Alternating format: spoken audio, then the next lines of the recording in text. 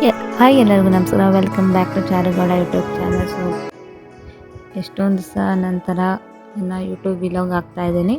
So ಎಲ್ಲರೂ ಹೇಗಿದ್ದೀರಾ, ಚೆನ್ನಾಗಿದ್ದೀರಾ ಅಂತ ಭಾವಿಸ್ತಾ ಇದ್ದೀನಿ. ಸೊ ಇದು ಫ್ರೈಡೇ ವಿಲಾಗ್ ಆಗಿರುತ್ತೆ. ಸೊ ಫ್ರೈಡೇ ಒಂದು ಸೀಮಂತ ಫಂಕ್ಷನ್ ಅಟೆಂಡ್ ಮಾಡಬೇಕಿತ್ತು. ಸೊ ಅಟೆಂಡ್ ಮಾಡಿ ಅಲ್ಲಿ ಮಕ್ಕಳೆಲ್ಲ ಇದ್ದರು, ಅವ್ನು ಪಾಪ ಆಟ ಆಡ್ಕೊಂಡಿದ್ದ. ಸೊ ಅಲ್ಲಿಂದ ನಾವು ಹೊರಟಿದ್ದೆ ಡಿ ಮಾರ್ಟ್ಗೆ. ಸೊ ಡಿ ಮಾರ್ಟ್ಗೆ ಏನಕ್ಕೆ ಹೋಗಿದ್ವಿ ಅಂದರೆ ಮಕಾನ, ಅವ್ನ ಫೇವ್ರೆಟ್ ಮಕಾನ ತರಕ್ಕೆ ಹೋಗಿದ್ವಿ.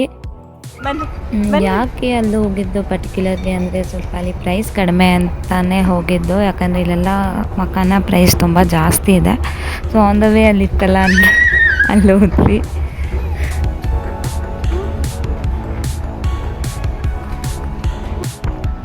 ತುಂಬ ಎಂಜಾಯ್ ಮಾಡ್ದೆ ನಾನು ಆ್ಯಕ್ಚುಲಿ ಹೊರಗಡೆ ಬಂದಾಗ.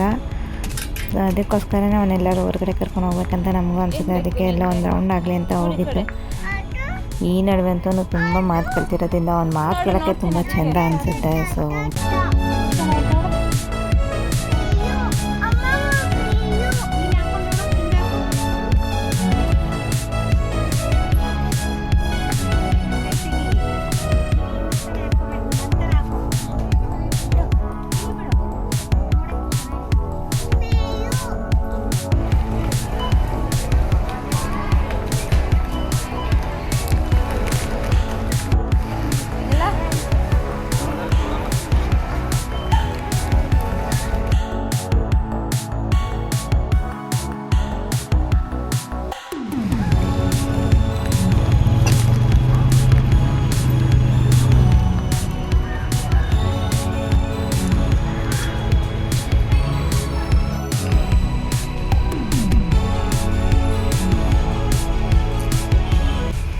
ಫೈನಲಿ ಮಕಾನ ತೊಗೊಂಡು ಮಕಾನಾಗಂತ ಹೋಗಿದ್ದಕ್ಕೆ ಅವ್ನ ಫೇವ್ರೆಟ್ ಗಾಗಲ್ಸ್ ಕೂಡ ಅವ್ನು ಸೆಲೆಕ್ಟ್ ಮಾಡಿ ಹಠ ಮಾಡಿ ತಗ್ಸ್ಕೊಂಡ.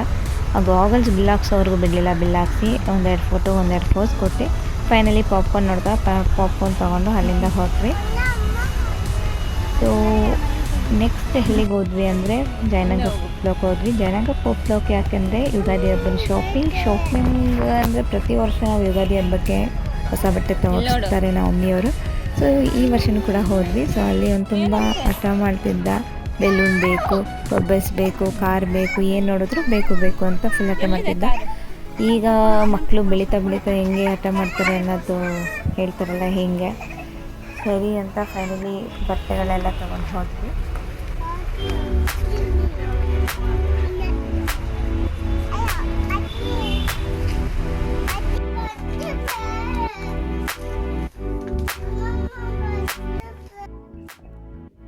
ಸೊ ನೆಕ್ಸ್ಟ್ ಅಲ್ಲಿಂದ ಸೈಕಲ್ ಇಟ್ಕೊಂಡ. ಸೈಕಲ್ ತುಳಿಬೇಕಂತ ಅವ್ರ ಫ್ರೆಂಡ್ಸ್ ಎಲ್ಲ ಬಂದಿದ್ರು ಆಟ ಆಡ್ಕೊಂಡು.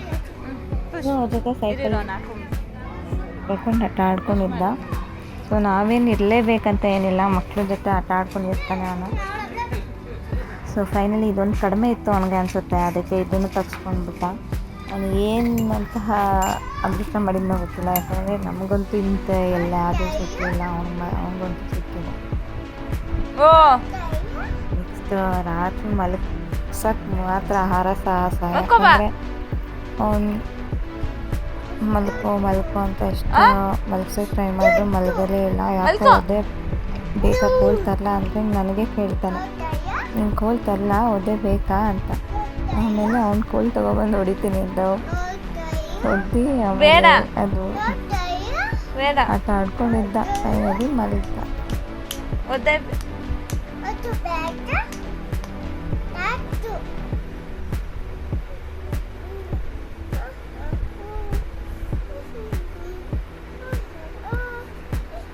ನಂಗೆ ನೈಟ್ ಶಿಫ್ಟ್ ಕೆಲಸ ಇತ್ತು. ಸೊ ಅದು ನನ್ನ ಪಾಡಿಗೆ ನಾನು ಕೆಲಸ ಮಾಡ್ತಿದ್ದೆ, ನನಗೇನು ಡಿಸ್ಟರ್ಬ್ ಮಾಡಲ್ಲ. ಅವನು ಅವ್ನ ಪಾಡಿಗೆ ಆಟ ಆಡ್ಕೊಂಡಿರ್ತಾನೆ.